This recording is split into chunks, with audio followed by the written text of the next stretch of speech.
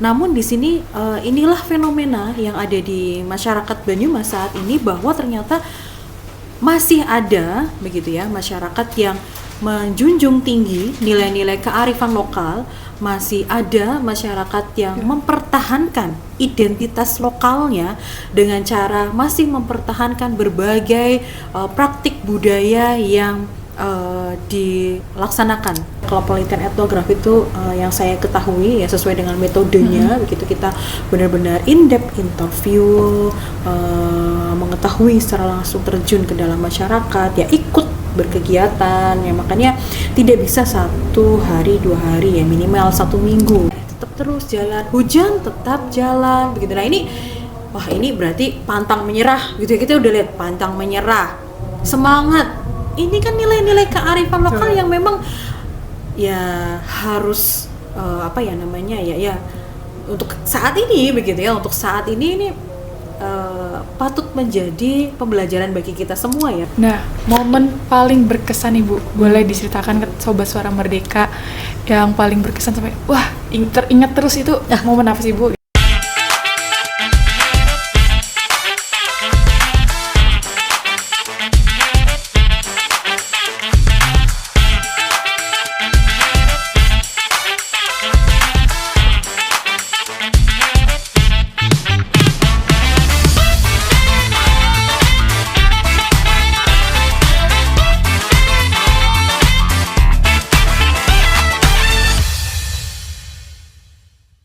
Assalamualaikum warahmatullahi wabarakatuh. Halo Sobat Suara Merdeka, kembali lagi di podcast Suara Merdeka TV Biro Banyumas. Bersama saya Aini yang akan memandu jalannya podcast pada hari ini. Nah, pada podcast kali ini kita akan membahas mengenai kearifan lokal masyarakat adat di Banyumas, mulai dari bentuk-bentuk tradisi, bagaimana masyarakat adat menjaga nilai-nilai budaya di tengah perkembangan zaman, hingga peran bahasa dalam menjaga identitas budaya, serta mengungkap pengalaman penelitian lapangan dalam perspektif bahasa. Sudah hadir bersama kita narasumber yang luar biasa, ada Ibu Gita Anggria Restika FSMA. Beliau merupakan dosen di Fakultas Ilmu Budaya Unsud sekaligus peneliti kebahasaan dan sastra yang berfokus di objek budaya. Bersama beliau nantinya kita akan menggali lebih dalam bagaimana masyarakat adat di Banyumas seperti Bonokeling, Kali Tanjung, dan Cikakak mampu mempertahankan identitas nilai serta tradisi mereka di tengah perubahan zaman. Nah, mungkin kita langsung saja Ibu Gita, langsung sapa aja Bu Gita ini. Halo Bu Gita, selamat sore. Halo teman-teman sobat podcast Suara Merdeka. Suara Merdeka. Iya. Halo teman-teman semuanya. Nah, sebelumnya terima kasih banyak Ibu sudah berkenan hadir menerima undangan kami di podcast Suara Merdeka ini. Nah, kemarin dengar-dengar Ibu habis dari Magelang, ada acara apa ini Bu? Oke, baik. Kemarin saya dari Magelang itu mendampingi teman-teman mahasiswa asing yang belajar di Jenderal Sudirman. Jadi mahasiswa asing ini sudah mendapatkan beasiswa untuk tahun angkatan 2026 ini. Tapi harus menempuh kelas bahasa Indonesia terlebih dahulu selama 1 tahun. Ya, jadi mereka belajar level dari A1 sampai C2. Nah, kebetulan juga kemarin kegiatan di Magelang ini adalah kegiatan kelas bahasa Indonesia tapi berkaitan dengan budaya. Nah, jadi mengambil salah satu tempat budaya yaitu di Magelang yang kita ambil di tempat Candi Borobudur dan berbagai kegiatan-kegiatan praktik yang langsung di praktik gerabah, praktik membuat ukiran kayu, praktik membuat gula Jawa. Jadi memperkenalkan kearifan lokal begitu. Jadi selain mereka belajar bahasa, mereka juga belajar budaya yang ada di Indonesia. Berarti jalan-jalan budaya gitu. Betul ya Bu? Betul sekali. Nah, jadi karena ketika di kelas itu mungkin terlalu formal begitu ya. Kemudian ketika mereka di luar kelas melihat langsung, praktik secara langsung itu lebih bisa kosakata-kosakatanya lebih langsung bisa terserap. Segera mereka kuasai seperti itu. Bener sih, emang kalau belajar tuh kalau kebanyakan teori, betul. Aduh, langsung ketik aja gitu. Betul, ya. Betul, nah ya, kalau sekarang kan generasi muda saat ini kan lebih senang jalan-jalan. Nah, jalan-jalan tapi sekaligus belajar. Ya. Oke, benar. Nah, Mungkin sebelum kita membahas tema kita lebih jauh Yeah. tentang kearifan masyarakat Banyumas, mungkin Ibu bisa memperkenalkan diri kepada teman-teman Sobat Suara Merdeka. Ibu Gita ini siapa, asalnya dari mana, atau hobinya apa gitu. Oh, Boleh, Bu, baik, baik. silakan. Baik, terima kasih Mbak Eni. Ya, halo teman-teman podcast Suara Merdeka. Perkenalkan, saya Gita Anggria Restika. Saya adalah salah satu dosen jurusan Sastra Indonesia di Fakultas Ilmu Budaya Universitas Jenderal Sudirman. Nah, kebetulan dalam Tridharma kegiatan saya berkaitan dengan penelitian. Ini adalah penelitian berkaitan dengan bahasa dan sastra, namun dikaitkan dengan budaya, objek penelitian budaya yang ada di masyarakat Banyumas saat ini. Karena kebetulan saya adalah asli Banyumas, ya, ngapakers, begitu ya. Jadi saya merasa wajib ikut melestarikan budaya Banyumas, ya, melalui cara penelitian ini, ya, karena sebagai akademisi, ya, ini membantu untuk menjaga kebertahanan, ya, kaitannya dengan objek kebudayaan yang ada di Banyumas melalui penelitian ini. Oke, sudah mulai mengenal Ibu Gita ini siapa. Asli Banyumas ya, Bu, Asli ya? Banyumas. Made in Banyumas asli. Oke.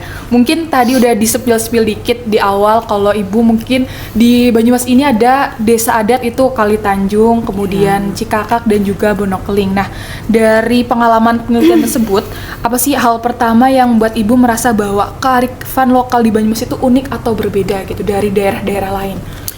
Baik, terima kasih. Berkaitan dengan kearifan lokal, nah ini khususnya adalah di wilayah Banyumas begitu, karena fokusnya adalah di Banyumas, ya, sekali lagi karena saya asli dari Banyumas begitu, jadi saya memiliki kewajiban ya sebagai akademisi untuk mengangkat begitu kearifan lokal yang ada di Banyumas melalui sebuah penelitian ini.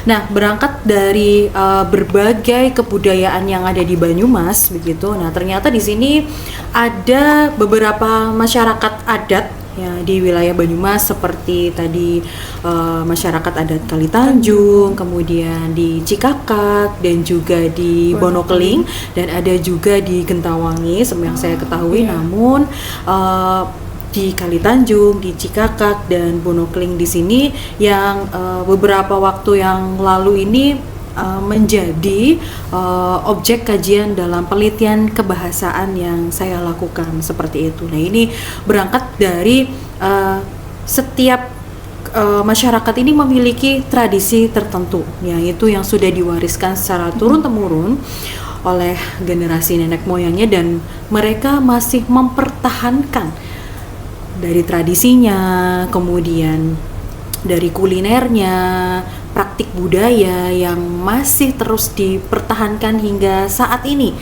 begitu. Nah, ini yang menjadi ketertarikan begitu, ya, mengapa ini perlu diangkat menjadi sebuah penelitian seperti itu, Mbak. Oke, baik. Nah, tadi karena udah disepil dikit alasan Ibu meneliti 3 desa adat tersebut, mungkin saya mau tanya nih, Bu, kan banyak orang menganggap kalau masyarakat adat dan tradisi-tradisinya itu rasanya kayak kuno, ketinggalan zaman gitu, dan tidak relevan. Nah, menurut Ibu itu sebuah kesalahpahaman yang harus diluruskan atau memang ya emang apa adanya mereka memang kuno gitu, Bu? Baik, ya, mungkin memang banyak yang beranggapan seperti itu begitu, ya, kuno, karena ketika kita melihat berbagai praktik budaya yang ada di masyarakat tersebut begitu, ya, misalnya mereka masih mempertahankan berkaitan dengan tradisi-tradisi yang banyak sekali menggunakan sesaji, ya, dalam setiap praktik budaya. Kemudian mereka berkaitan dengan cara berbusananya begitu, mereka menggunakan baju hitam, kemudian mereka menggunakan bawahan batik dengan motif-motif tertentu. Nah, ini banyak yang menganggap generasi muda ini mungkin ini dibilang kuno begitu, ya. Namun di sini inilah fenomena yang ada di masyarakat Banyumas saat ini, bahwa ternyata masih ada begitu, ya, masyarakat yang menjunjung tinggi nilai-nilai kearifan lokal, masih ada masyarakat yang mempertahankan identitas lokalnya dengan cara masih mempertahankan berbagai praktik budaya yang dilaksanakan begitu ya. Misalnya di masyarakat adat Kali Tanjung begitu. Nah, pada bulan Sura ini ada sedekah bumi, ada berbagai prosesi-prosesi yang dilaksanakan dari tahapan demi tahapan begitu ya. Misalnya ada ruatan. Nah, ruatan sebelum ruatan ada bersih kubur seperti itu, dan ruatan ini yang dilaksanakan pada siang hari.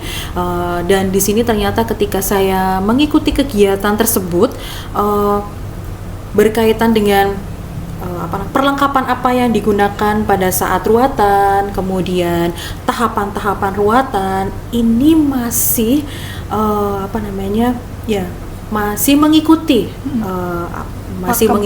ya, dikatakan sebagai pakem yang masih dipertahankan sampai saat ini seperti itu ya. Mungkin beranggapan ada banyak sesaji-sesaji yang memang digunakan pada tradisi-tradisi ini yang menjadikan itu ini hal mistis apa ya begitu ya. Namun mereka mempercayai bahwa itu adalah sebagai simbol begitu ya, dan simbol-simbol tersebut ternyata memiliki makna kultural yang sangat dalam begitu, makna budaya yang sangat dalam dikaitkan dengan kearifan lokal begitu. Jadi berkaitan dengan tadi kesalahpahaman mungkin perlu diluruskan, ini adalah sebagai salah satu bentuk masyarakat adat yang masih mempertahankan budayanya, masih melestarikan ya sebagai identitas lokalnya begitu.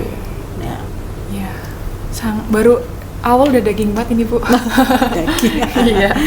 Jadi tadi udah disepil juga kearifan lokal masyarakat Banyumas itu ya mulai dari sesajen dan itu ada makna kulturalnya. Betul. Nah, selain itu ada bentuk apa aja sih Bu dalam kehidupan sehari-hari? Kalau mungkin yang tadi kan dalam bulan-bulan tertentu ya Bu Sura. Kalau yang di kehidupan sehari-hari itu ada nggak sih Bu yang diamalkan oleh masyarakat adat yang ada di Banyumas itu? Baik, ya.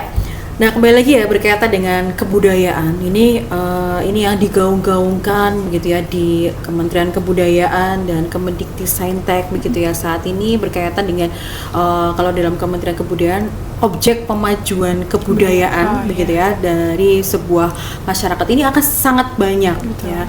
Ada permainan tradisional, ada makanan, ada kesenian, ada bahasa, kemudian peralatan tradisional. Nah, itu semuanya ada begitu ya, ditemukan di dalam masyarakat yang memang masih mempertahankan nilai-nilai budaya tersebut ya. Seperti yang ini berdasarkan dari hasil kegiatan penelitian etnografi di lapangan gitu.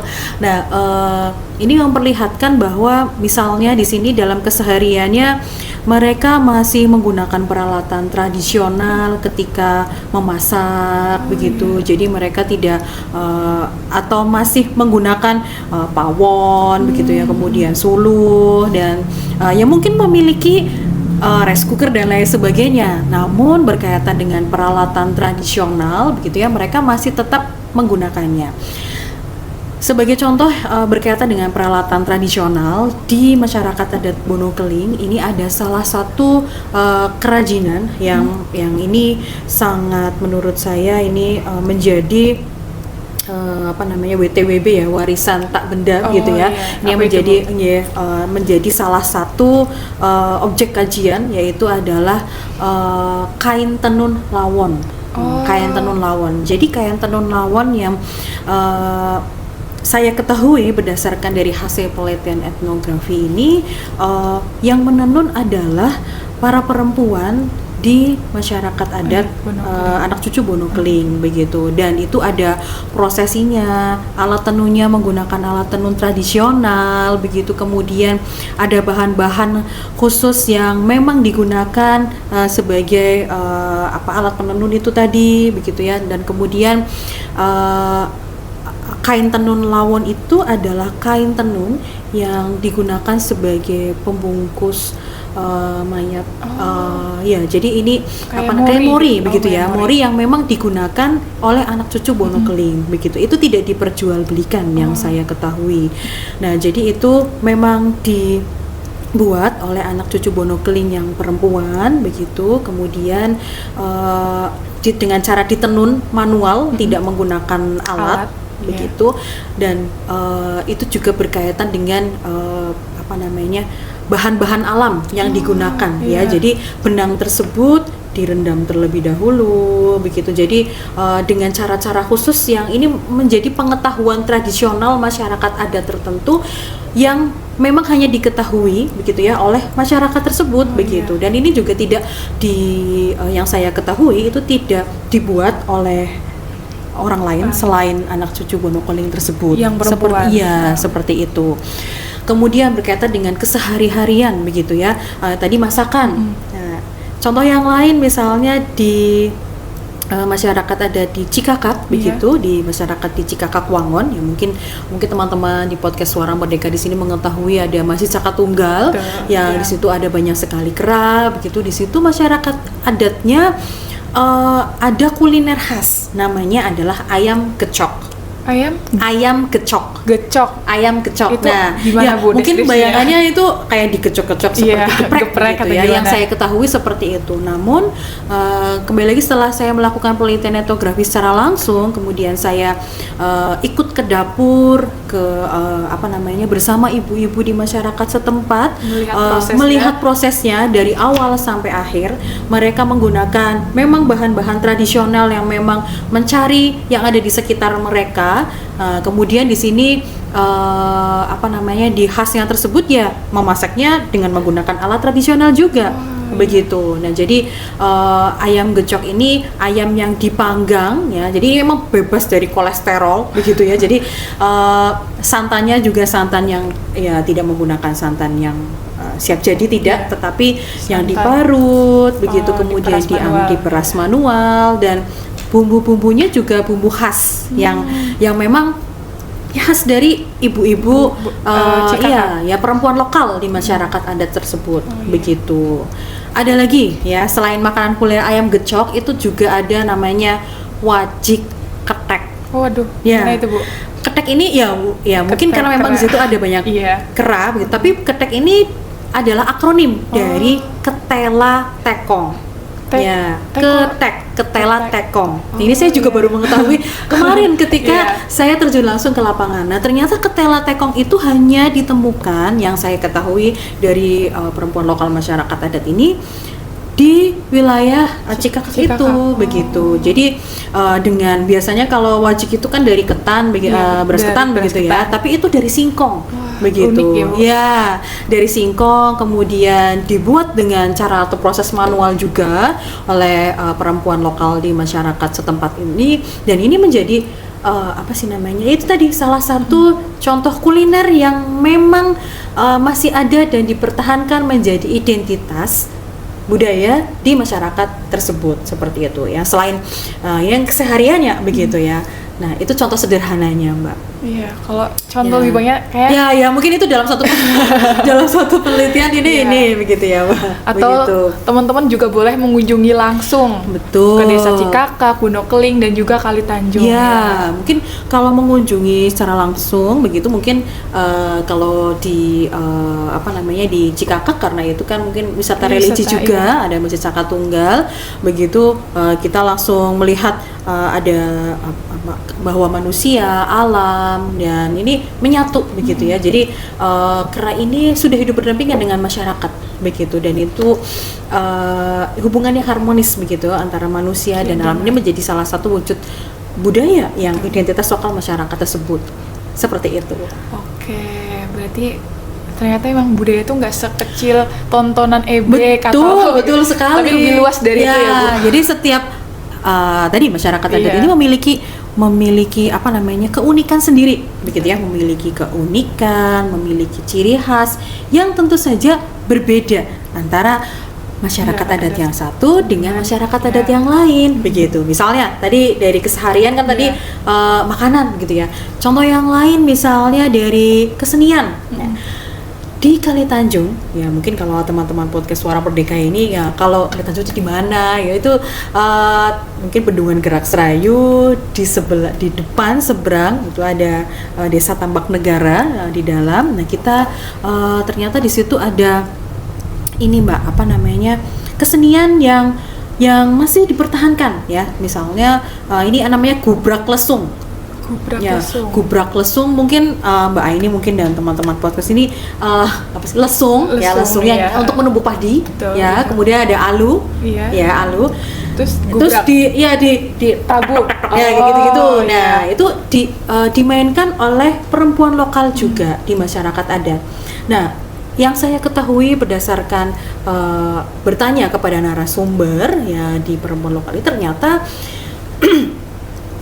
kesenian itu lahir ketika mereka ketika memanen begitu ya, menumbuk padi. Nah mungkin di waktu-waktu luang begitu dia sambil menumbuk begitu ya. Tapi ternyata menumbuknya itu dengan irama gitu, tek tok nah gitu. Jadi muncul irama ya. Jadi ada yang muncul ada yang mungkin bunyi-bunyi nada-nada yang khas begitu. Itu. Jadi munculnya seperti itu. Ini kan sebagai salah satu kearifan lokal yang memang ada dari hasil di masyarakat setempat. Selain itu, misalnya di sana ada namanya musik gondolio, begitu. Gondolio di sini yang saya ketahui berdasarkan dari narasumber ada yang menyanyikan, ya beliau yang menyanyikan dan beliau yang hanya beliau yang menyanyikan yang saya ketahui. Kemudian dia memainkannya dengan menggunakan angklung begitu ya.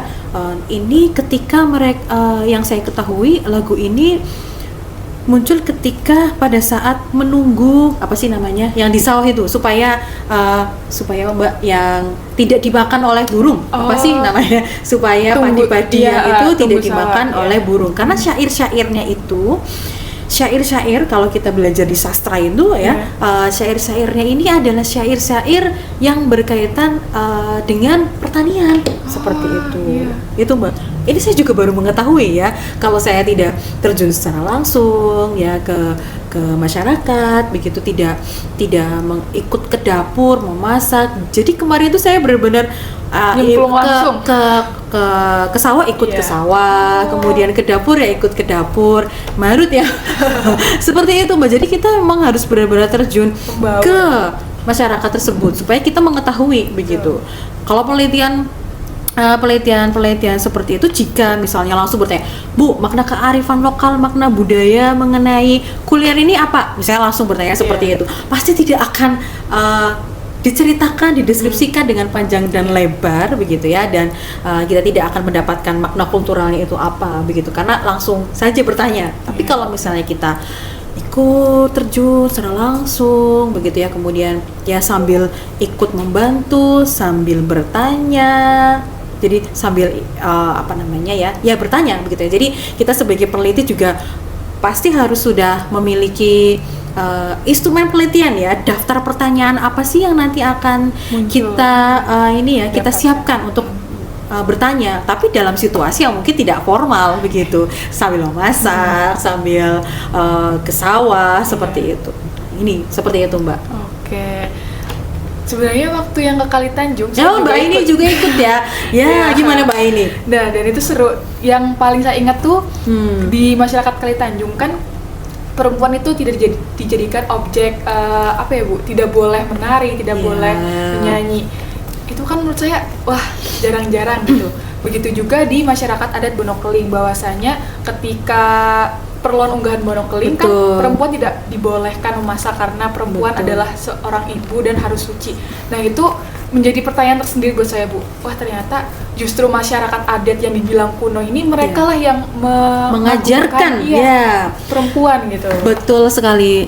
Betul Mbak, saya juga banyak belajar begitu ya berkaitan dengan ternyata yang tadi disampaikan kaitannya dengan kesalahpahaman apakah itu kuno ataukah ini. Menurut saya dari masyarakat adat tersebutlah kita mendapat pembelajaran begitu ya, mendapat nilai gotong royong, nilai kebersamaan, nilai kasih sayang, ini bisa kita dapatkan dari praktik budaya yang ada di masyarakat tersebut, seperti itu. Tadi disampaikan bahwa di Wonogiri begitu ya, mungkin Mbak ini sudah pernah mengikuti perundangan kan ya? Oh ya, kita ketemu di sana juga ya Mbak. Ya, iya, ya itu juga di hari pertama begitu ya, saya mengikuti bukan mengikuti ya, tidak ikut jalan tapi ikut mengamati ketika anak cucu Bonokeling ini jalan dari Adipala Cilacap menuju ke Pekuncen Jatilawang.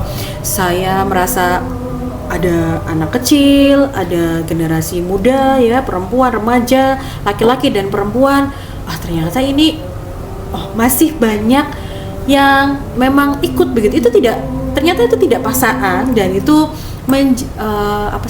keinginan sendiri begitu. Dan itu murni keinginan sendiri, tidak menggunakan alas kaki begitu ya, kemudian menggunakan baju hitam dan jarit ya, laki-laki dan perempuan, kemudian yang laki-laki juga membawa hasil bumi. Nah ini yang saya ketahui dan didapatkan lagi-lagi dari narasumber begitu, ini adalah namanya prosesi manunggaling alam ya, kayak laku prihatin ya. Jadi ketika itu kan dilaksanakan ketika hari Jumat sebelum bulan Ramadan ya kalau tidak salah ya, itu sebagai penyucian diri begitu. Ini karena akan memasuki bulan Ramadan, harus prihatin ya. Ada banyak sekali nilai-nilai yang bisa kita dapatkan ya dari itu tadi manunggaling alam. Jadi prihatin itu tadi kenapa? Karena yang saya ketahui ini ternyata dari jarak yang sangat jauh begitu, hanya boleh berhenti di 4 titik pemberhentian saja. Begitu. Tidak boleh asal Ibu? Tidak boleh, dan perempuan harus di depan ya. Yang saya ketahui perempuan harus di depan dan laki-laki di belakang begitu. Dan yang membawa hasil bumi ya laki-laki begitu ya. Dan di situ ada pemberhentian di Pasar Paing Maos, Hutan Kaliririp ya kalau tidak salah. Nah, ini menjadi titik-titik yang memang yang sudah ditentukan di sini. Tidak, kalau misalnya ini capek tetap terus jalan, hujan tetap jalan begitu. Nah ini ini berarti pantang menyerah gitu ya. Kita udah lihat pantang menyerah, semangat.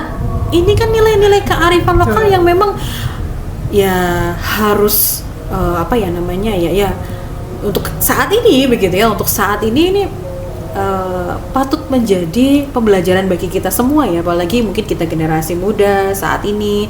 Ternyata semangat, kemudian prihatin. Ini adalah salah satu nilai makna budaya yang harus kita inikan saat ini, seperti itu. Oke, ternyata pertanyaan saya selanjutnya sudah terjawab. Sudah ya, berarti terlalu ya, sangat oke banget Ibu. Mungkin bisa disambil minum. Terima kasih. Soalnya diskusi kita sepertinya masih panjang Bu. Tidak mengapa. Nah, mungkin sekarang kita masuk ke yang Bu kita buat nih, linguistik bahasa gitu. Nah, selain tadi kan kita udah di awal-awal notisnya tentang budaya, tentang bahasa itu sendiri. Dalam penelitian Bu Gita ini, seberapa besar sih peran bahasa dalam menjaga kearifan lokal masyarakat adat di Banyumas? Baik, terima kasih Mbak. Ini pertanyaannya berkaitan dengan peran bahasa. Karena kebetulan saya di linguistik, yaitu di kebahasaan begitu. Nah, berkaitan dengan objek penelitian yang saya jadikan penelitian ya, ini tentu saja berawal dari data bahasa. Ya, walaupun objek datanya adalah budaya ya, entah itu objek kemajuan kebudayaan, pengetahuan tradisional, kuliner atau praktik budaya, semuanya berawal dari data kebahasaan begitu. Jadi ini berkaitan dengan penelitian etnolinguistik, budaya, linguistik, bahasa. Nah, jadi berawal dari data kebahasaan yang ada di dalam budaya masyarakat setempat, kita akan mengkaji makna kultural atau makna budaya apa sih yang ada di dalam masyarakat setempat, gitu ya. Ya, pandangan hidup, pola pikir, begitu ya. Ya, dari aktivitas atau praktik budaya yang ada di masyarakat tersebut. Nah, mengapa dikatakan berawal dari data bahasa? Nah, tadi bahasa kan itu bisa verbal, ada bisa non-verbal. Kalau verbal itu berkaitan dengan tuturan-tuturan, begitu ya. Sedangkan jika non-verbal ini berkaitan dengan gambar, tanda atau lambang, begitu. Jadi bahasa ini itu tadi tidak hanya tuturan, begitu ya. Oke, kalau misalnya mungkin ketika ada praktik atau budaya tertentu ada mantra-mantranya, ada tuturan-tuturannya, itu objek data bahasa. Oke, kemudian berkaitan dengan nonverbal, misalnya tadi offerings ya, tadi sesaji. Oh, sesaji. Ya, sesaji itu kan ada bunga kembang telon ya, kemudian di situ ada Bubur mungkin? dupa, ada ya. bubur, ya mungkin ada kopi, ada itu kan bentuk sesaji. Iya.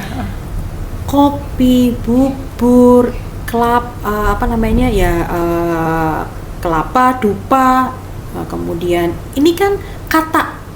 Ya kan kata itu kan data bahasa. Jadi data bahasa bisa berupa kata atau kumpulan kata begitu. Misalnya satu kata saja, tumpeng.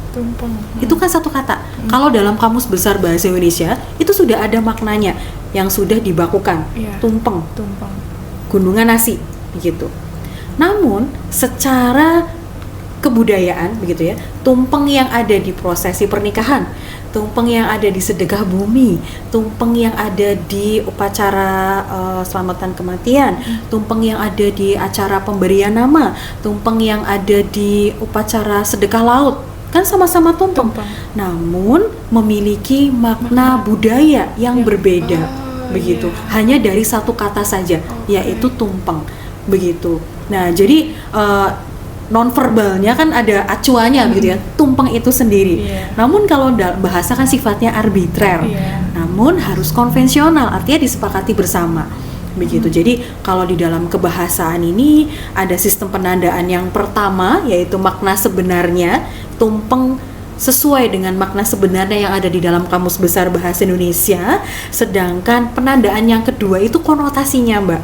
Nah, jadi konotasinya ini berkaitan dengan makna secara mitosnya itu seperti apa. Kemudian tumpeng di dalam mungkin tumpeng yang ada di dalam sedekah bumi maknanya adalah rasa syukur, gotong royong. Mungkin berbeda jika tumpeng yang ada di prosesi yang lain. Nah, seperti itu. Hanya dari satu kata tumpeng saja. Gitu. Jadi itu berawal dari data bahasa, kita bisa mengungkap bagaimanakah cara pandang, pola pikir, begitu ya. Kemudian nilai-nilai kearifan lokal apa sajakah di balik makna kata tersebut, seperti itu ya. Contoh misalnya yang sederhana saja, kata beringin gitu ya. Kalau dalam beringin itu dalam Kamus Besar Bahasa Indonesia kan ada makna leksikalnya begitu kan ya, Mbak. Namun secara pohon memiliki akar, batang, daun, itu secara Kamus Besar Bahasa Indonesia.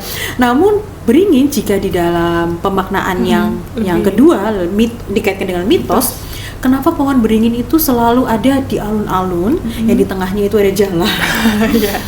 Kenapa pohon beringin itu selalu diberi pagar, begitu? Dan mistis. Kenapa pohon beringin itu biasanya di tempat-tempat ya mungkin yang keramat, mohon maaf, ini di bawahnya ada sesaji. Nah, itu kan tidak lagi memiliki makna yang sebenarnya, yaitu tadi batang, memiliki batang, pohon akar, tidak lagi memiliki makna sebenarnya, memiliki makna budaya atau makna kultural yang mungkin menurut masyarakat Jawa ya dianggap memiliki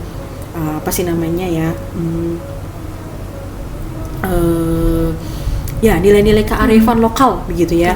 Nah, kenapa akarnya di sini, kenapa akarnya panjang begitu, kemudian kemana-mana itu memberikan nutrisi ya, sebetulnya memberikan nutrisi ke tanaman-tanaman yang lainnya begitu. Nah, kan ini ada banyak hal yang bisa kita pelajari dari yaitu tadi ya nilai kearifan lokal itu tadi begitu. Jadi kalau dari segi kebahasaan, karena saya berkaitan dengan kebahasaan begitu ya, berawal dari data bahasa itu tadi, Mbak. Nah, tapi untuk mengungkap data bahasa yang ada di dalam budaya masyarakat tertentu.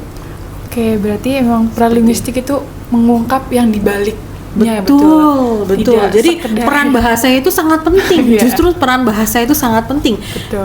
dalam praktik budaya, seperti dia dalam budaya masyarakat setempat seperti itu. Berarti jangan meremehkan peran linguistik. Jangan meremehkan. Iya, menurut saya ya karena itu tadi seperti yang kata Bu Gita, dari kata tumpeng, beringin itu Ya. maknanya tuh bisa berbeda-beda tiap kelompok, Iya, tiap orang. betul, gitu ya, betul, Bu. betul. Jadi masyarakat penuturnya seperti itu. Oke, mungkin setelah tadi kita sudah membahas peran bahasa, di sini saya mau menanyakan tentang ini, Bu. Ada nggak sih, Bu, Ya. istilah atau ungkapan yang khas dan memiliki makna mendalam tapi mulai jarang digunakan gitu, yang mungkin bahasa-bahasa yang Ibu tadi teliti, ada bahasa yang sudah jarang digunakan walaupun mungkin masyarakat adat di Banyumas ini mengamalkan, tapi mungkin ada nggak sih Bu yang bahasa yang entah itu bahasa tertulis, lisan maupun ini yang tertinggal gitu, atau justru masyarakat tersebut semuanya diamalkan gitu? Baik, ya. Terima kasih. Nah, ini tadi berkaitan dengan karena tadi penelitian etnolinguistik begitu ya, berawal dari data kebahasaan. Nah, ini tentu saja banyak sekali begitu ya kaitannya dengan data-data bahasa begitu. Dan mungkin ketika pengambilan data penelitian etnografi ini tadi, tentu saja ketika in-depth interview begitu ya, menggali lebih dalam kepada narasumber terpilih, beliau-beliau narasumbernya praktisi budaya, kemudian kesepuhannya, ini tentu saja mereka ya menggunakan bahasa Jawa ya, menggunakan bahasa itu juga sebagai salah satu objek kemajuan kebudayaan.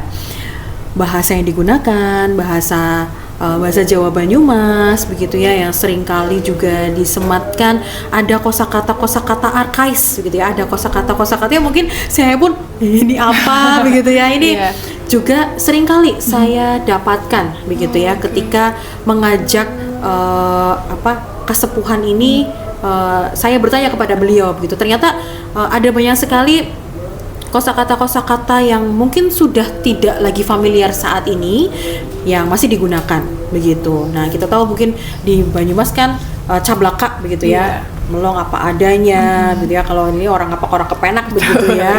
Nah, namun berkaitan dengan yang tadi disampaikan di masyarakat adat ini juga ada peribahasa, kemudian ada yang alon-alon, seperti contoh misalnya sederhana aja, alon-alon asal kelakon. Nah, ini kan dalam sekali begitu ya.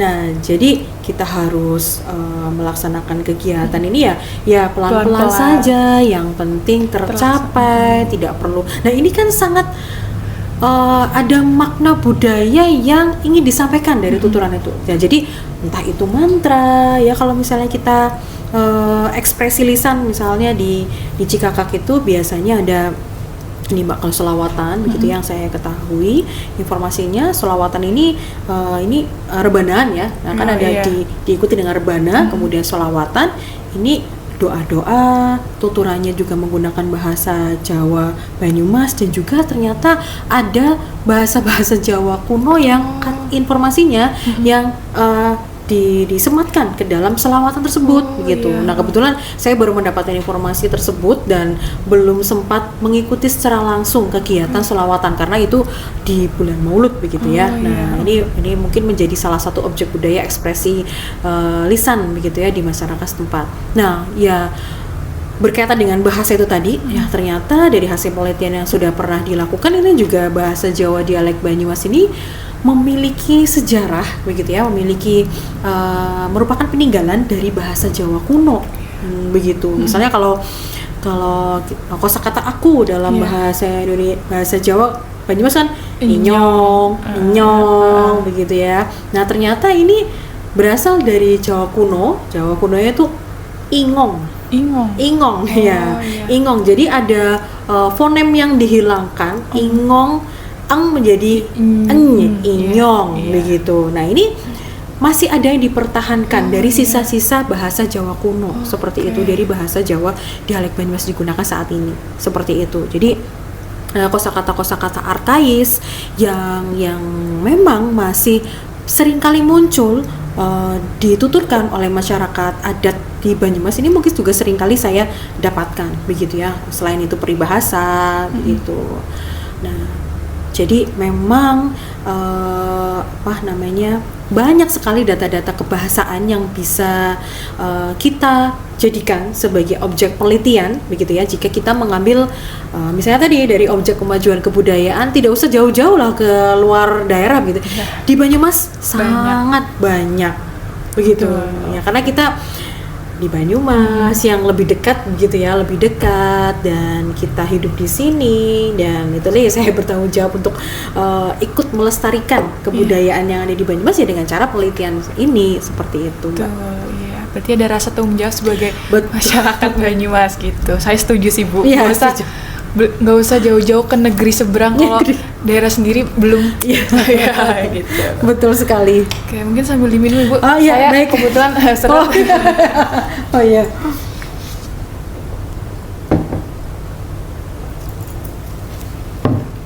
Nah, tadi kan ada bahasa-bahasa Banyumas yang ternyata berasal dari bahasa kuno, dan saya juga pernah dengar katanya, ini saya belum tahu kebenarannya Bu, katanya bahasa Banyumas itulah bahasa asli kerajaan Jawa. Jadi yang daerah mana, Jawa Timur, Solo itu malah itu bukan bahasa asli gitu. Apa itu kah benar itu Bu? Ya, baik. Sepeda pengetahuan saya berkaitan dengan hal tersebut begitu ya. Saya juga membaca di literatur bahasa Jawa Banyumas ini merupakan peralihan begitu ya, karena di sebelah barat ada bahasa Sunda, betul. Di sebelah timur ada bahasa Jawa, Jogja, Solo begitu. Nah, kalau kita mengetahui di Pulau Jawa itu kan ada dua bahasa daerah, bahasa Sunda dan bahasa Jawa. Bahasa Jawa ini juga ada beberapa subdialeknya. Bahasa Jawa dialek Banyumas, bahasa Jawa Jogja Solo, bahasa Jawa Tegal, Sisiran. Nah, ini tentu saja memiliki keunikan sendiri ya setiap subdialeknya. Yang di sini menjadi yang standar ya, bahasa Jawa standar yaitu Jogja Solo. Ya, contohnya misalnya yang menjadi ciri khas di bahasa Jawa dialek Banyumas ya mungkin karena tadi disampaikan bahasa Banyumas itu ngapak begitu ya, karena memang banyak sekali konsonan-konsonan di akhir kata yang diucapkan secara jelas begitu ya. Misalnya kosakata telur, kalau dalam bahasa Jawa dialek Banyumas kan ndok, kan berat sekali gitu ya. Kalau di dalam bahasa Jogja Solo ndok ya. Kalau dalam bahasa ya bunyi G ya, huruf fonem G dengan K ini lebih berat G begitu. Nah, ini kenapa bahasa Jawa dialek Banyumas ini dikatakan ngapak begitu, karena banyak sekali konsonan-konsonan di akhir kata yang diucapkan secara jelas begitu. Ya tidak hanya kata yang diakhiri dengan konsonan begitu ya, tapi misalnya kosakata yang juga tidak diakhiri dengan konsonan ya. Contohnya Ibu. Misalnya lara kan sakit ya. Lara apa? Nah, apa? Nah, kan apa? Kayak ngegas. Ya, ngegas. Padahal hanya bertanya, tapi kalau misalnya di Jogja Solo opo kan begitu. Nah, ya, jadi itulah yang menjadi ciri khas begitu. Nah, ini memang ya peralihan begitu ya. Ini dari bahasa Sunda kemudian bahasa, karena di tengah-tengah. Ya di tengah-tengah seperti itu. Oke, karena di tengah-tengah Banyumas itu sananya adalah Sunda, sininya. Nah, jadi Jawa mungkin Solo, gitu. di daerah barat ada yang memang tempat atau wilayah yang di situ masyarakatnya menggunakan bahasa Jawa dialek Banyumas dan juga beberapa kosakata yang dari bahasa Sunda begitu. Jadi itu namanya kantong bahasa.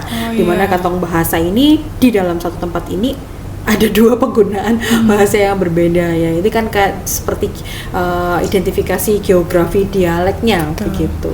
Nah, itu juga sebagai objek penelitian kebahasaan yang sangat menarik begitu. Berarti sangat luas ya Ibu ya. Iya, betul. Nah, apakah dengan mungkin ya hilangnya bahasa lokal itu akan mempengaruhi budaya Ibu? Oke, baik. Tentu saja. Sangat hilangnya bahasa lokal ya, atau hilangnya apa tadi? ya hilangnya bahasa lokal ini ya tentu saja mempengaruhi ya, kebertahanan budaya tersebut begitu ya. Namun alhamdulillah mungkin yang saya ketahui berkaitan dengan di masyarakat adat yang ada di Banyumas ya, justru masyarakatnya ini memang sangat mempertahankan, mewariskan dari generasi sebelumnya ini, yang mempertahankan praktik budayanya ya, semua praktik budaya ya, dengan berbagai tuturan-tuturannya ini masih dipertahankan. Namun mungkin generasi saat ini yang saya ketahui di masyarakat adat Kali Tanjung, kemudian Cikakak di Wonokling ya, walaupun mereka mungkin bekerja di luar kota, kemudian mungkin mobilitasnya tinggi begitu ya, karena ya bekerja, tidak hanya bekerja tapi sekolah, pasti di sini ada pengaruh dari bahasa-bahasa lain dalam komunikasi sehari-hari. Mungkin itu wajar begitu ya. Namun kembali lagi yang saya ketahui generasi mudanya ini masih tetap mempertahankan begitu ya identitas lokalnya. Jadi bahasa jadikan sebagai identitas budaya masyarakat setempat begitu. Jadi masih mempertahankan. Jika dari penuturnya itu mungkin sudah tidak mempertahankan, ini menjadi salah satu rambu begitu ya. Oh, ini akan bergeser seperti itu. Tapi yang saya ketahui saat ini generasi muda yang di masyarakat adat tersebut ikut melestarikan, ikut mempertahankan. Ini menjadi benteng pertahanan ya di budaya masyarakat tersebut yang ya, sebagai salah satu strategi pelestarian gitu ya, kearifan lokal di masyarakat setempat. Begitu. Berarti insya Allah anak cucu kedepannya masih bisa menemui masyarakat adat ya masih bisa. Nah, mungkin dengan cara penelitian seperti ini, mungkin penelitian kebahasaan ini untuk merekam untuk merekam, menginventarisasi, mendokumentasikan dari data kebahasaan tersebut. Ternyata di sini ada makna kultural, ada makna budaya yang bisa ya itu tadi menjadi pedoman begitu ya, atau gambar pandangan hidup masyarakat setempat yang nanti pasti ya bisa untuk diketahui oleh masyarakat luas seperti itu. Nah, mungkin sekarang kan saat ini bisa, kalau generasi muda saat ini mungkin makanya kenapa mungkin kemarin saya yuk ajak jalan-jalan teman-teman begitu ya. Kemudian luaran kegiatan nanti video ya teman-teman ya. Jadi kegiatan mereka di sana, kemudian memperkenalkan keseniannya, memperkenalkan makanannya. Kemudian kalau saat ini kan generasi muda apa-apa posting, entah itu di WhatsApp, di TikTok, dan di Instagram, itu sebagai salah satu juga ikut melestarikan, yaitu ini loh, share ya, memperkenalkan. Oh, ternyata di Banyumas ada ini makanan yang khas, ada tradisi yang khas yang sangat menarik untuk kita ketahui. Nah, itu sebagai salah satu tujuan. Makanya kenapa kemarin beberapa kegiatan penelitian yang saya lakukan ini mengikut sertakan teman-teman mahasiswa begitu ya. Ya, karena dengan cara kita ke sana mengamati secara langsung, melihat secara langsung, berinteraksi secara langsung, ini adalah pembelajaran di luar kelas yang lebih bisa dapat atau lebih cepat didapatkan gitu ya. Ini loh secara langsung, daripada kita misalnya hanya di dalam kelas hanya teori-teori saja, melihat gambarnya saja atau videonya, tapi yuk diajak secara langsung pada saat praktik atau kegiatan tertentu. Yuk ini loh makanannya, mencicipi secara langsung begitu, bagaimanakah pembuatannya dan lain sebagainya. Jadi mereka secara langsung terjun. Nah, ketika mereka bertanya, berarti kan itu storytelling dari narasumber langsung begitu, tidak dari saya ya, karena saya juga kan bertanya literatur review, tapi mereka juga bertanya secara langsung kepada masyarakat, Bu, ini kenapa sih harus ini ya, kenapa makanannya dibuatnya dengan cara seperti ini, seperti itu. Nah, jadi storytellingnya itu juga langsung dari masyarakat setempat seperti itu. Itu menurut saya sangat penting memperkenalkan kepada generasi muda saat ini seperti itu, Mbak. Berarti langsung ke sumber pertamanya. Betul gitu. Biar lebih valid ya, Bu. Ya. Nah, mungkin masuk ke pertanyaan tentang era modernisasi nih, Bu. Nah, gimana masyarakat adat Banyumas itu bagaimana sih caranya beradaptasi dengan perkembangan zaman tanpa kehilangan identitas mereka. Apakah mereka mungkin selain di Banyumas yang orang-orang banyak tahu itu masyarakat adat suku Baduy, di mana kan mereka menolak arus modern listrik dan internet dan lain-lain. Apakah masyarakat adat di Banyumas itu menutup juga atau malah hidup berdampingan, Ibu? Baik, sepada pengetahuan saya ketika berkegiatan berkegiatan di masyarakat adat, mereka tidak menolak modernisasi teknologi, ya mereka masih menggunakan HP, laptop dan lain sebagainya. Namun mereka memiliki rasa kebanggaan atas identitas budayanya, dan mereka merasa perlu untuk mereka merasa bukan perlu ya, mereka merasa harus melestarikannya. Mereka bangga akan warisan budaya leluhur seperti itu. Ya mungkin di sini ya kenapa dikatakan tidak menolak arus modernisasi, ya setiap kegiatan yang dilakukan oleh masyarakat adat ya ini secara terbuka, ya seperti misalnya kemarin di Kali Tanjung begitu, ketika misalnya ada ruatan atau sedekah bumi, para remaja-remaja yang di sana begitu ya juga yuk siapa yang mau ikut, siapa yang mau melihat secara langsung begitu, malah memberikan kesempatan kepada memberikan akses, ya tentu saja atas izin begitu ya para kasepuhan begitu, dan para kasepuhan juga yuk ikut saja melihat secara langsung begitu. Jadi hidup berdampingan begitu ya. Jadi adanya teknologi AI saat ini ya mereka tidak menolak ya, mereka tidak menolak, tetapi tetap ikut mempertahankan identitas budayanya begitu ya. Tadi generasi para remaja-remaja mereka malah dengan mempromosikan mempromosikan di sini ada kegiatan misalnya sedekah bumi. Saya juga mengetahuinya ketika ada kegiatan seperti itu dari remaja remaja yang ada di Kali Tanjung begitu. Kemudian bisa tidak jika saya mengajak mahasiswa? Oh boleh Ibu, senang sekali. Jadi kita budaya atau identitas di sana itu dikenal oleh banyak orang begitu. Nah ini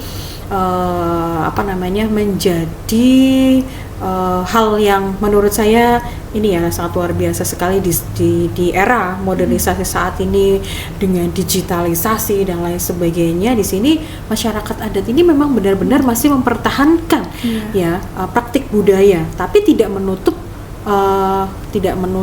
akses begitu, tidak menutup akses adanya teknologi seperti itu. Ya mungkin saja memiliki kebijakan masing-masing begitu ya, kebijakan seperti yang memang saya juga ketahui di Baduy ini menolak listrik begitu, menolak internet. Mereka masih rumahnya akses ke sananya juga yang saya lihat di YouTube ya, saya juga tertarik begitu ya ingin ke sana, harus jalan antara tempat yang satu dengan tempat yang lain itu juga berjauhan. Bayangkan saja tidak ada listrik, tapi mereka benar-benar tetap hidup, menolak untuk ini begitu. Tapi kalau di sini ya listrik masih menggunakan mereka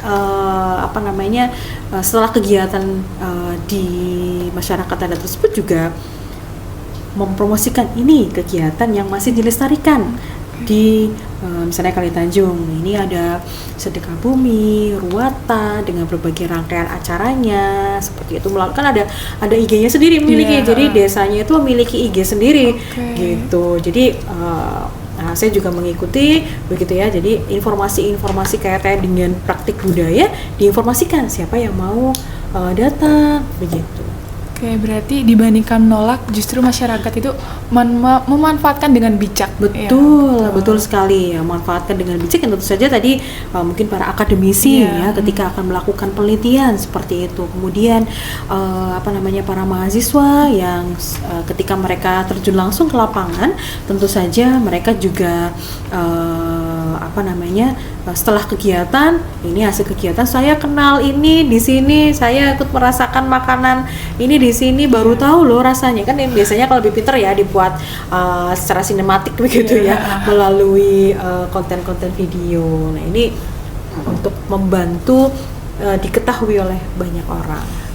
Oke, udah sangat daging banget sih Bu, jujur Bu. Oke, mungkin ini udah mulai menuju pertanyaan terakhir nih Bu. Nah, boleh diceritain nggak nih Bu? Ini yang seru-serunya nih Bu. Selama penelitian Ibu di masyarakat, berarti yang awal itu Kali Tanjung dulu, Bonokeling atau mana dulu Bu? Oke, baik. Nah ini penelitian ini karena ini mungkin juga hibah begitu ya, hibah dari Unsud, kemudian hibah dari Kemendikbudristek dan juga Kementerian Kebudayaan yang terakhir ini juga kan sudah ada rangkaian kegiatannya yang apa-apa saja yang perlu dieksplor begitu ya kaitannya dengan tersebut. Yang pertama Kali Tanjung, kemudian yang tahun ini di Cikakak dan juga di Bonokeling seperti itu. Nah, momen paling berkesan Ibu, boleh diceritakan ke Sobat Suara Merdeka yang paling berkesan sampai wah teringat terus itu momen apa sih Bu gitu di desa mana? Ya oke, baik, terima kasih. Momen yang paling berkesan, ya semuanya sangat berkesan kalau menurut saya, semuanya berkesan bagi saya begitu ya, karena saya mendapatkan pengalaman sendiri yang teringat terus begitu dan saya merasa tersadar begitu ya, ternyata kebudayaan di masyarakat tersebut, masyarakat yang saya di Bonokeling, di Cikakak dan juga di Kali Tanjung ini adalah ya harus kita inventarisasi, kita dokumentasi begitu ya, kita harus dokumentasikan dalam bentuk penelitian, tulisan, supaya nanti informasi-informasi kaitan dengan pengetahuan lokalnya, tradisinya, yang kembali lagi tadi berkaitan dengan kebahasaannya itu bisa tersampaikan dengan baik. Nah, pengalaman yang mungkin pernah saya ini yang pertama mungkin di Kali Tanjung itu kan ada para nyai para nyai, yang para nyainya di sini masih ini Mbak nginang, masih nginang. Nah karena tadi yang saya sampaikan kalau penelitian etnografi kan terjun secara langsung begitu ya, terjun secara langsung di lapangan, ikut begitu ya. Pada waktu itu ketika saya sedang wawancara, interview ke para nyai, kebetulan para nyainya ini nyai kesepuhan sedang nginang begitu. Terus kan saya sedang bertanya-tanya, ya juga dengan menggunakan bahasa Jawa. Kalau bahasa Indonesia kan kadang ada yang mengerti, ada yang tidak gitu. Terus nyai kayak apa, kan dengan menggunakan bahasa Jawa. Jadi lebih bisa menggali ya begitu. Nyai kayak apa? Ya nginang, ngarep nginang. Nginang siapa ya? Ya saya tahu, tapi karena ini mengambil data, nginang apa bae? Nginang apa bae nyai? Kia nakia, ya dijajal tak kawekna ya. Waduh, saya merasa waduh. Ya gitu. Jadi saya mencoba begitu. Itu gimana Bu rasanya Bu? Rasanya tidak bisa diungkapkan dengan kata-kata begitu ya. Ya kan ini dikunyah dan lain-lain dan sampai lumat dan sebagainya ya, di ini kan juga diajari ya, caranya seperti ini dan lain-lain, cara membungkusnya saya diajari juga dan kemudian mencoba itu karena itu pengalaman begitu ya. Jadi ternyata rasanya seperti ini dan itu ingat terus ya. Itu yang pertama ya. Kemudian yang kedua di Cikakak begitu. Nah itu kan di belakang Masjid Saka Tunggal, di situ juga ada makam begitu ya, di belakang Masjid Saka Tunggal ada makam. Nah kebetulan belum lama ini saya dengan teman-teman peneliti ini juga mendapatkan kesempatan untuk berziarah secara langsung ke petilasan yang ada di belakang Masjid Saka Tunggal ya, diantarkan oleh salah satu juru kunci yang ada di Cikakak ya, kemudian kita jalan melewati sungai, naik ke atas gunung kurang lebih ya 300 meter, menaiki tangga, terus di sana kita berziarah seperti itu ya. Ini menjadi pengalaman juga bagi saya yang tidak bisa dilupakan. Nah, kebetulan juga ketika di Bonokling begitu ya, ketika di sana ketika pada waktu perlonggahan begitu, pada waktu perlonggahan kan ada batas-batas tertentu, boleh masuk atau tidak boleh masuk seperti itu, dan pada waktu itu saya memberanikan diri untuk masuk seperti itu ya. Kan tentu saja ada yang harus diikuti. Iya, ada ini misalnya kan ada yang memasak itu kan ada tempatnya sendiri ada memasak tempat sendiri. Kalau misalnya mau masuk nanti ada misalnya tidak menggunakan alas kaki, tidak harus menggunakan baju hitam, menggunakan kain. Tidak begitu seperti itu. Nah, ini ketika ingin mengamati secara langsung dan saya ingin masuk ke dalam bagaimanakah praktik budaya yang ada di dalam masyarakat Bonokling, saya coba untuk masuk seperti itu. Itu menjadi pengalaman yang menurut saya tidak bisa sederhana ya, itu biasa gitu ya, tapi menurut saya sangat berkesan begitu ya. Ya tidak mungkin saya mencoba-coba untuk menginang begitu ya, begitu dan membeli sendiri misalnya kan mungkin tidak begitu ya. Tapi ya jadi mengetahui rasanya, seperti ini begitu itu. Nah, jadi kita benar-benar melebur begitu ya. Kalau penelitian etnografi itu yang saya ketahui ya sesuai dengan metodenya begitu, kita benar-benar in-depth interview, mengetahui secara langsung, terjun ke dalam masyarakat ya, ikut berkegiatan ya, makanya tidak bisa 1 hari 2 hari ya, minimal 1 minggu gitu. Jadi teman-teman yang kemarin saya juga bawa teman-teman dari kampus sastra Indonesia ya, saya juga bawa mereka untuk menginap di Cikakak selama 1 minggu untuk mengetahui secara langsung dari pagi, sore, sampai mereka juga diajarkan perhitungan aboge ya, perhitungan alif Rebo-Wage ya di komunitas Cikakak di sana begitu. Bu, ternyata saya juga baru mengetahui. Nah, begitu. Nah, ini yang pengalaman tersendiri yang sangat berkesan kalau menurut saya jika didapatkan dari penelitian lapangan. Dan kita juga kalau penelitian lapangan kan banyak bertemu saudara yang baru, begitu. Kalau di sana ininya dengan ibu-ibu begitu. Terus ya kalau menurut saya sih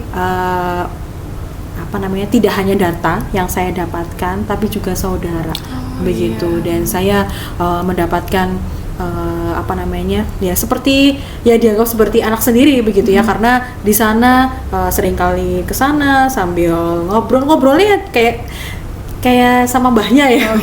Kayak sama mbahnya, yuk ini kayak dipangan kayak nah gitu maksudnya seperti sudah keluarga sendiri rumah, karena sudah seperti itu. Itu Mbak. Mungkin terakhir nih Bu, satu nilai dari masyarakat adat Banyumas yang menurut Ibu penting untuk dipelajari generasi muda sekarang gitu. Pesan atau nilai dari masyarakat adat yang generasi muda ini wajib tahu gitu. Ada nggak sih Bu? Wah, sangat ada sekali, bahkan banyak ya. Mungkin yang ini salah satunya adalah nilai kebersamaan, nilai gotong royong. Itu ada di dalam praktik budaya di dalam masyarakat tersebut. Berawal dari data kebahasaan yang ada di dalam tadi praktik budaya, secara garis besar nilai-nilai kearifan lokalnya ini secara keseluruhan ini ya ada nilai gotong royongnya, ada nilai kebersamaan. Jadi ketika mereka memasak bersama, gotong royong, kebersamaan, kekeluargaan yang mungkin ini tidak agak sedikit pudar saat ini begitu ya. Kalau misalnya berkaitan dengan selamatan ya, kalau di tempat saya masih ya, di tempat saya selamatan ya, kumpul bersama, berdoa bersama dalam satu tempat, satu waktu begitu. Mungkin kalau di kota-kota besar saat ini selamatan ini hanya diantarkan begitu ya, diantarkan box makanan, diantarkan saja ke rumah kan, itu hanya mengantarkan saja. Kalau di tempat saya masih berkumpul di situ kan ada rasa kekeluargaan. Begitu. Sebelum ada acara proses selamatan itu kan ada gotong royong, memasak bersama. Di situ ada cerita-cerita yang muncul dari rasa kekeluargaan itu, kedekatan antara ya mungkin tetangga yang satu dengan tetangga yang lain begitu. Ini sederhana, namun ini bisa dijadikan sebagai nilai yang sangat dalam yang mungkin harus kita kita lestarikan ya saat ini di generasi muda saat ini seperti itu. Kita tahu bahwa Gen Z Gen Z saat ini ya mungkin mulai individualis, maunya sendiri, pokoknya lebih senang di kamar sendiri, sulit untuk bekerja sama, istilahnya begitu ya, introvert ya, sulit untuk bekerja sama, tidak suka kumpul-kumpul, ya maksudnya kumpul-kumpul dalam arti yang positif begitu ya, tidak suka ya sekadar berbincang-bincang begitu ya. Nah ini yang nilai ini yang sudah mulai ini ya di kalangan muda saat ini seperti itu. Nah jadi ini nilai sederhana, namun ini bisa kita terapkan, kita menjadi refleksi diri kita ya, menjadi refleksi apa sih yang saat ini mungkin mulai pudar ya, nilai-nilai kearifan lokal yang bagaimana yang harus kita pertahankan saat ini ya, generasi Gen Z saat ini begitu. Nah itu nilai yang ada yang ditemui dari hasil penelitian berkaitan dengan etnolinguistik itu tadi. Oke, berarti itu adalah pesan dari Bu Gita untuk para Gen Z dan Gen Alpha mungkin Kenapa? Jangan terlalu individualis teman-teman. Saya kenapa ya? Ibu sebelum mungkin Gen milenial Ibu. Iya. Iya, jadi jangan terlalu individualis, justru kebersamaan itulah yang harus dipertahankan seperti itu ya Ibu. Banyak teman ya, banyak berdiskusi dengan teman-teman. Ya, ini kan pasti membuka pikiran kita, kita terbuka gitu ya. Begitu. Oke, mungkin begitu teman-teman untuk podcast kita kali ini. Tidak terasa ya sudah sampai di penghujung perbincangan di sore hari ini. Dari diskusi ini kita bisa melihat tadi awal mula alasan Bu kita meneliti masyarakat adat, kemudian peran bahasa, dan yang terakhir nilai-nilai yang harus tetap ditanamkan dari masyarakat adat Banyumas maupun di generasi muda sekarang. Nah, mungkin kearifan lokal yang dimiliki masyarakat adat Banyumas itu bukan hanya warisan budaya, tapi juga sumber pengetahuan yang berharga dan wajib kita terus gali, kita dokumentasikan, kita teliti. Nah, mungkin terima kasih banyak Ibu kita untuk wawasan dan pengalaman yang sangat luar biasa gitu. Mungkin sama-sama. Iya, terima kasih, dan saya Aini pamit undur diri. Sampai jumpa di podcast berikutnya. Bye-bye. Terima kasih teman-teman semuanya. Salam budaya. Salam budaya. Lestari budayaku. Lestari budayaku. Bye-bye. Bye-bye.